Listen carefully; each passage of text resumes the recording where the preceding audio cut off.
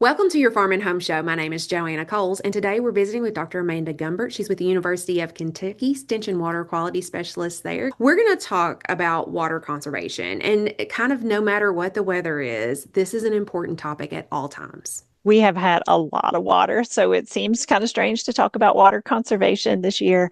But at any given time, rain could end and we could be in a bit of a water shortage situation. So, always good to think about water conservation because it's not just conserving water resources, but there are energy resources that are really associated with water use as well. Well, and we're fortunate in Kentucky because in some of our, neighboring states, some of the far western states, water conservation is always a topic that's on top of their minds. Yeah, it is. We are really rich in water resources in Kentucky. We've talked about this in the past.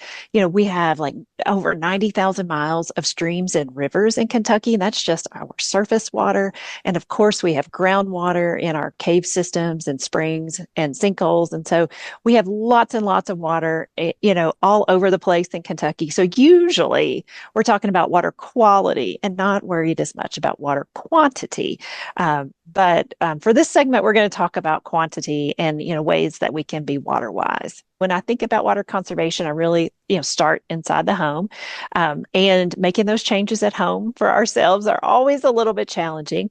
But thinking about like how long we're in the shower, most of us bathe or shower every day, so how long we're in there, and I think a lot of us enjoy a real long hot shower to kind of, relax and all that. But the longer we're in the shower, the more water we're using. We have standards that our faucets, at this point in time in the US, that our faucets use about 2.5 gallons of water per minute.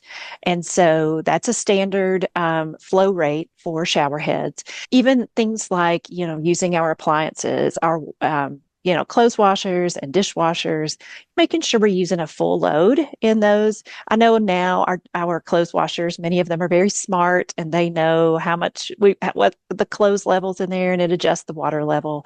But still, like, be smart. Don't just wash one article of clothing. Make sure you have a full load. Same with your dishwasher.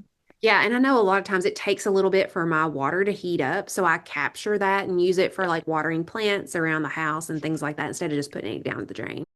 Thinking about going outside the home, your lawn and landscape.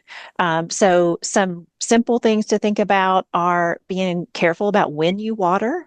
If we're starting to get into dry conditions or a drought condition, you want to be smart about when you're watering. So watering in the morning so you don't lose a lot of water to evaporation if you water in the afternoon when it's really warm. Thinking about ground covers, using mulches, using any kind of ground cover material that would reduce evaporation off of the soil surface. And then I also like to recommend native plants and in our landscaping because they don't really need to be watered that frequently.